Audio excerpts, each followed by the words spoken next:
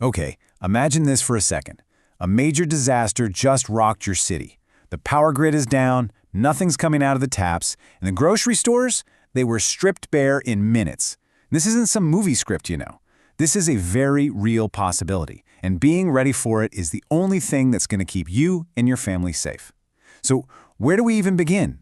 And look, this exact thing has happened. It happened in New Orleans after Katrina. It happened in Japan after the tsunami. It's a powerful reminder that this stuff isn't theory. So the question we have to ask ourselves isn't if it's going to happen, it's when it does, will you know what to do? All right, first things first, we have to get one thing crystal clear. Urban survival is a completely different ballgame from what you see on those wilderness survival shows. And getting this part wrong, well, it's not just a simple mistake, it can be downright dangerous. Let's just think about this for a moment. Out in the wilderness, you're fighting nature, right? The cold, the animals.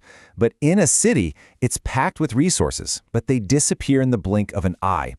All of a sudden, your biggest threat isn't a blizzard, it's the thousands of other people who are just as desperate as you are, all fighting for that last can of beans. So what do you do first? When everything has gone sideways? In those first chaotic 72 hours, your entire world needs to shrink down to just 3 things. It's a simple framework we like to call the survival trinity. Here it is. This is your immediate checklist: water, first aid, and shelter. In those critical first 3 days, these 3 things are all that matter. Seriously, everything else can wait. This is what keeps you alive.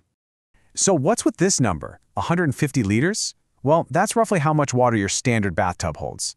The moment, and I mean the moment, you get a disaster warning, the very first thing you should do is go plug that drain and fill that tub all the way up. Boom, instant emergency reservoir. And your tub isn't the only place to look. You've got hidden water sources all around you. Your water heater? That thing probably has dozens of gallons of perfectly good drinking water inside. Now, you absolutely have to have a way to purify water, whether it's tablets or a good filter. There are even these awesome liners called water bobs, basically a giant food-grade bag you put in your tub to keep the water totally clean.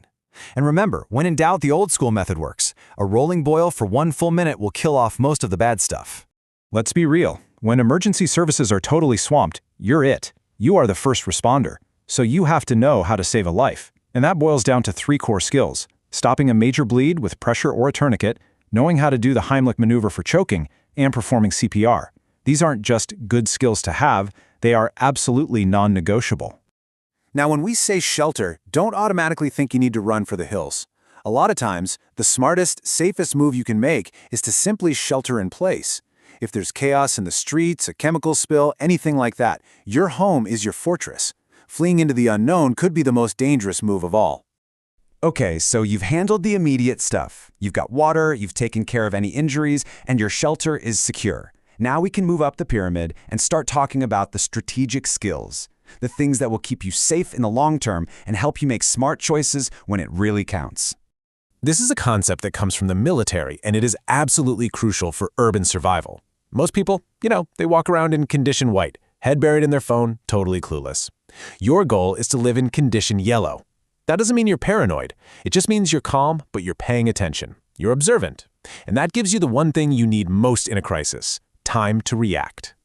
When the grid goes down, your cell phone is basically a brick. So how are you going to find your family? This is something you have to figure out before anything happens. You need a designated meeting spot. You need an out-of-town contact that everyone can call and check in with. And you need a simple hand-crank emergency radio so you can get official updates. And just like your phone's ability to make calls, that little blue dot on the map app, that's going to be gone too. That's why physical paper maps are not obsolete. They're a critical piece of gear.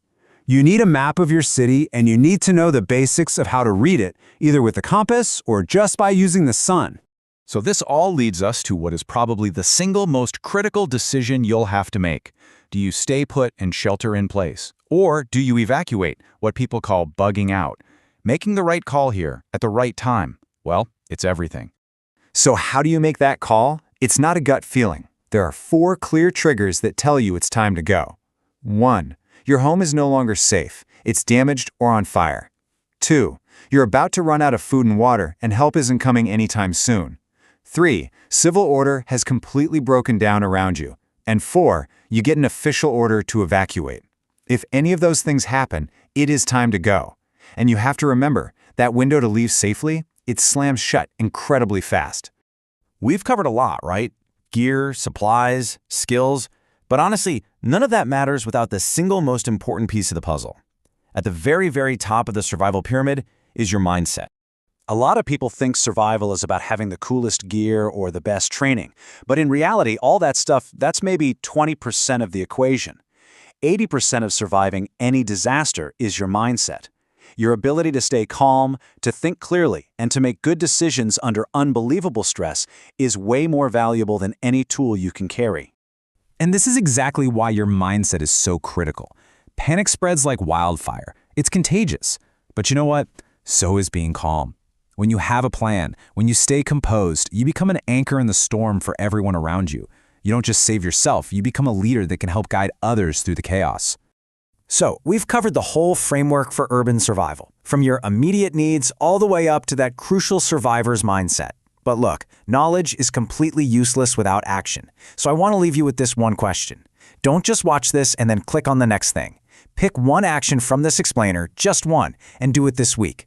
Buy the water tablets, make that communication plan, print out the map. What's your one action going to be?